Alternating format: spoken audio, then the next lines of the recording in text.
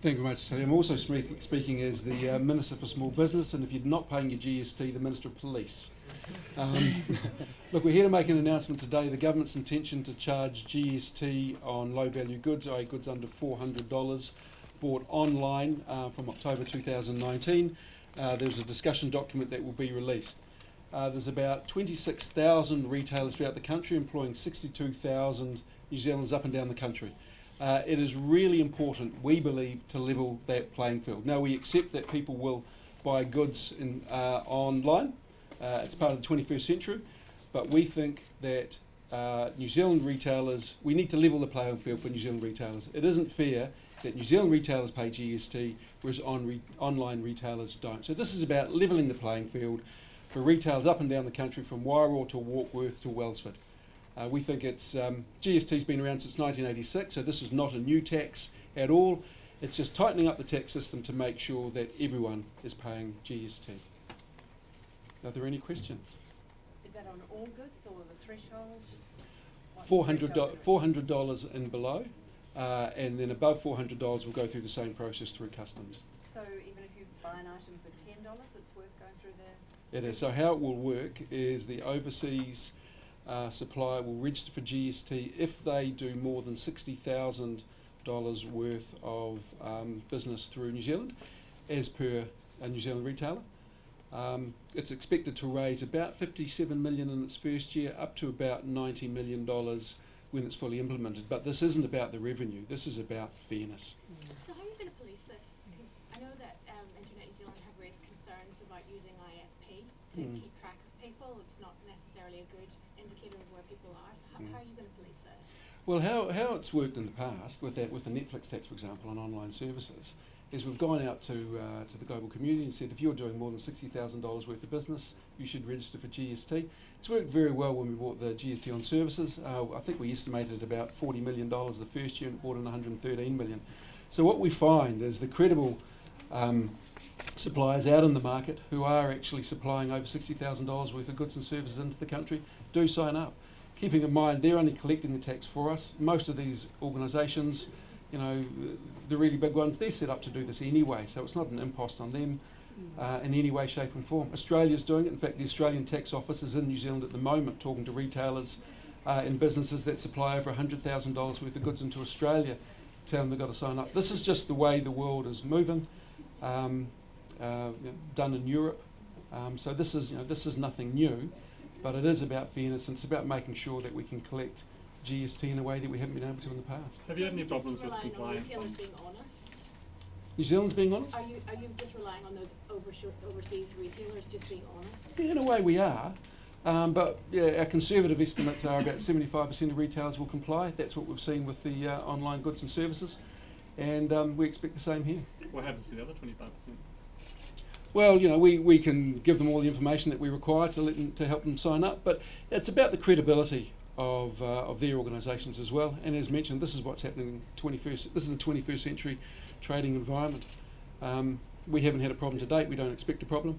And all the big players, you know, they tend to come in line because this is what happens. So could you go after people who don't comply or prevent them from importing exporting their goods to New Zealand?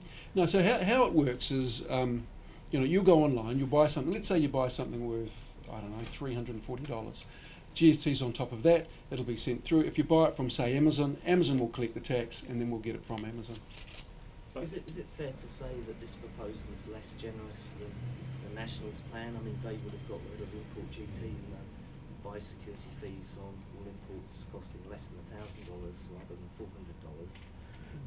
Are you being less generous here than they were proposing? No, not at all. That's a very good question. All we're doing is we're continuing the great work done by the last government in this area.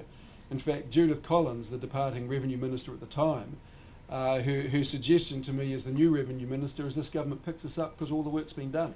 So, you know, they started, it's a pity they couldn't get it across the line, we're just getting it across the line. So this is an example where, you know, John Key, Stephen Joyce, Judith Collins, Tim McIndoe, all the other side supported this, they just couldn't get it through in time and we're doing it. Why do you think they didn't get it through before the election? Do you think that was because they were worried about customs funding, which was the reason they gave, or do you think that it was the unpopularity? No, just ran out of time, that's all.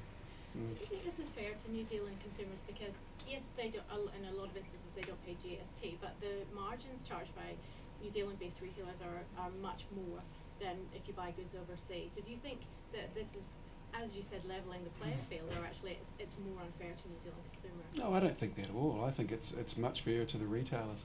I mean, you ask anyone here who's buying a book if they would, if they think it's unfair that if you buy a book, the same book overseas, you're not paying GST on it. I think it's incredibly fair. But there are examples when, in fact, the price of products may drop. If you buy a pair of sneakers or a jacket for $300, under the current model, you pay import duty on that, you pay GST, and then you pay processing fees. Under this model, you'll actually pay less. But for the majority of goods, products may increase. But I refute the allegation that overseas or that New Zealand margins are higher. For some products they might be, for some products they mightn't be. Have businesses spoken to you about compliance concerns? Overseas companies? Yeah, we've done a lot of consultation on this, and again, it's not a difficult one because most of them are already set up to do this anyway. And what did they raise anything else apart from that, or No. And what are the penalties for companies that do not comply? I'll get back to you on that one. So are there going to be penalties? Yeah, there are. It is in the discussion document, and anyone who's really interested in digging a lot deeper, there is a discussion document we're putting out today. There are penalties, of course. I mean, if you don't comply, then in essence you're committing tax avoidance or tax evasion.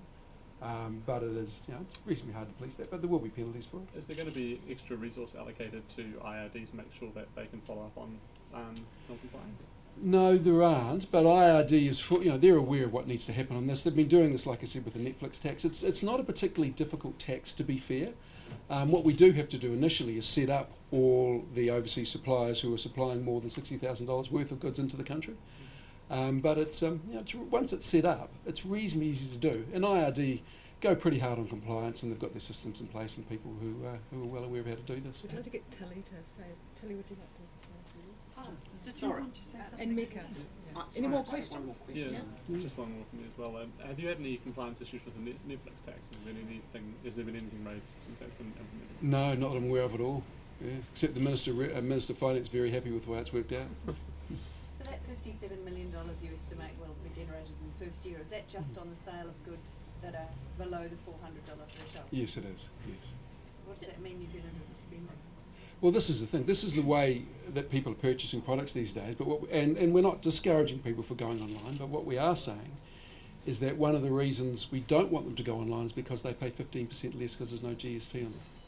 So is there any onus on the consumer at all? I mean, the penalties all seem to lie with offshore companies, is that right? There's no, New Zealand consumers don't have to ensure that they're paying GST on the goods that they buy overseas? It's like when you buy a book here, and I encourage everyone after this press conference to go and buy a book, support your local retailers.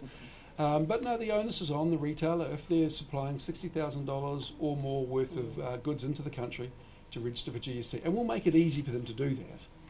So it's voluntary. It will be essentially voluntary because you have no jurisdiction overseas. So the Netflix tax, you said that about 200 companies or so have signed up. But it's up to them to do that. Otherwise, you can't police it.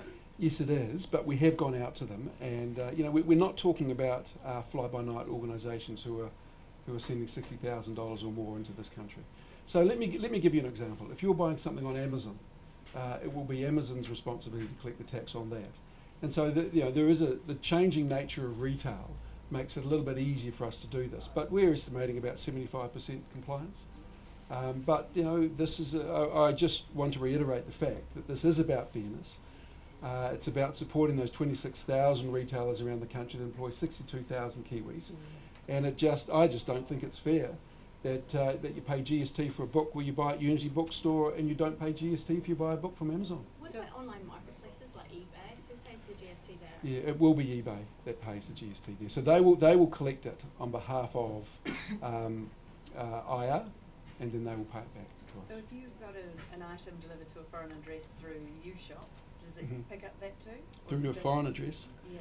Yeah, it will pick up that if the person who's delivering it to your address, again, is over the $60,000 threshold. Tilly and Mika? Do you No, you're doing really Do you well. want to say? Sure.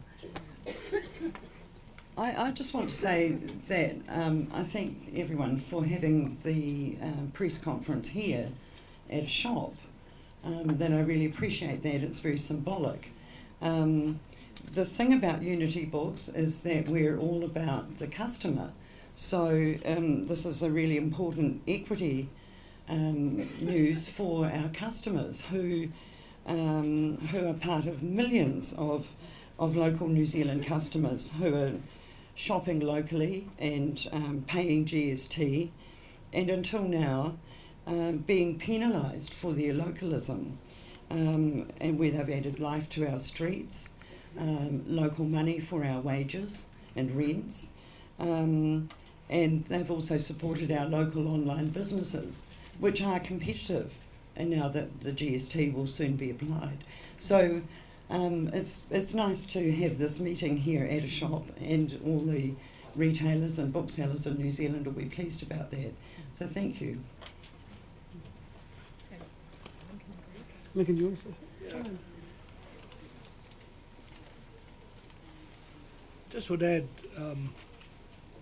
that booksellers around the country are relieved about... it's a bit heightist. Which? Everything's looking a bit heightist. How's that? This won't make... it's not a silver bullet for booksellers and other small retailers in terms of price and so on, but it does take away that 15% impost from bookshops and other small retailers before they even open their doors.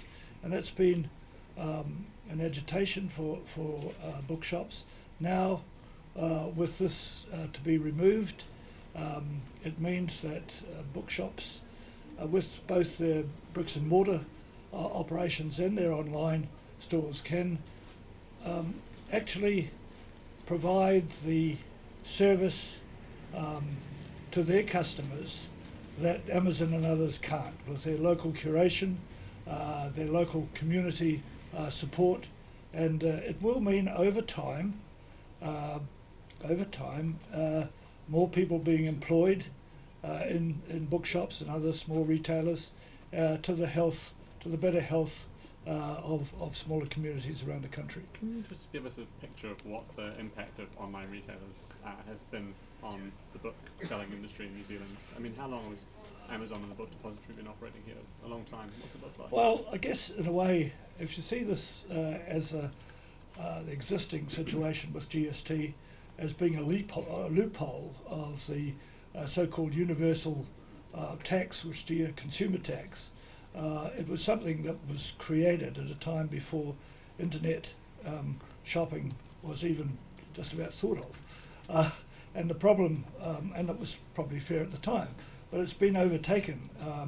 The sensibility or the sense of this loophole has been overtaken by the internet, and by consumption becoming internet-based to a degree. And so the problem has been growing for booksellers, and they've been very resilient in many ways. We've had a number of shops close, of course, as we know, but most bookshops now are selling online and competing, but it's the community hub that bookshops provide, local areas and so on, which, as I say, the internet can't really compete with. Look, let me give you one example. I've just bought the last copy of this in the store. Thank you. Yeah. You can go online to Unity Books and buy this, and Tilly has to pay 15%. Or you can go to Amazon and buy it, and Amazon doesn't have to pay 15%. All we're saying is that that should be fair. Amazon should be paying 15%, as well as Unity Books should be paying 15%. So all we're doing is we're enforcing a tax that has actually been in place since 1986, but has been very difficult to collect. Now it is going to be much easier to collect, and it is making that, as Lincoln mentioned, a level playing field. It doesn't matter where you buy your goods online. But keeping in mind this is $400 or less. Minister, can I get you to pull that up a little bit longer and just tell us how much you paid for it today?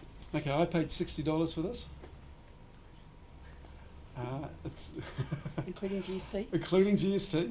Now, I read a lot of cabinet papers, so this is good, refreshing. This is a good book to really go hard on and relax to.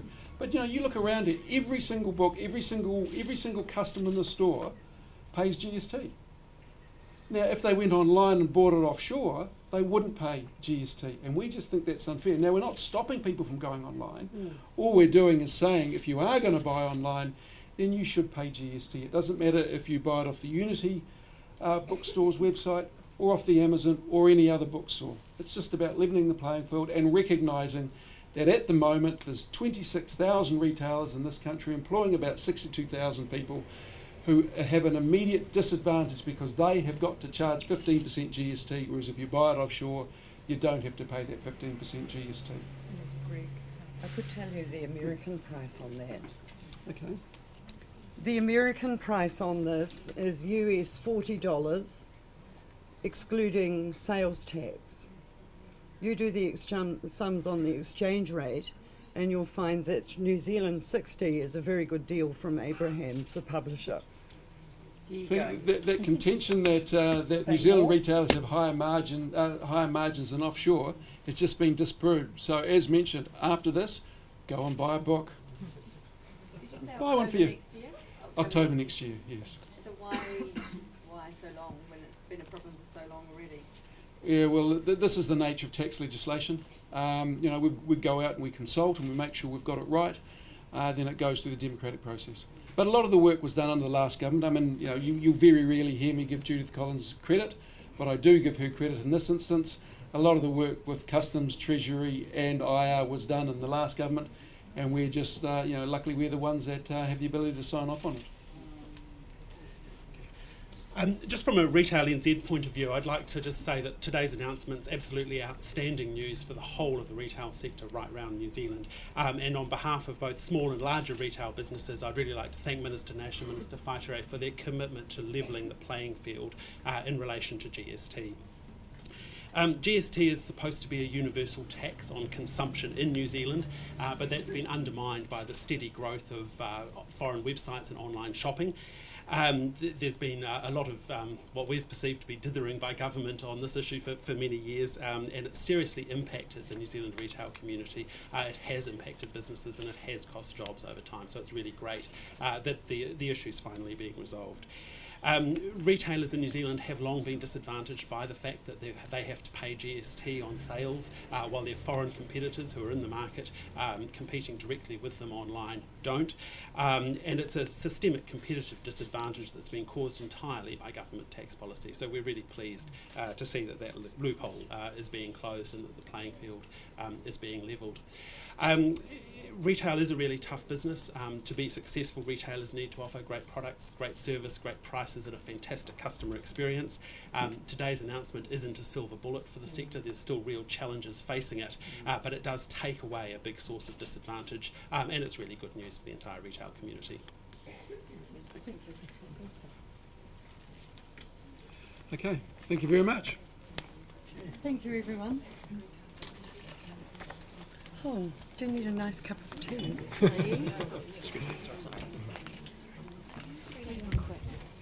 I just want to make sure how much you expect to raise?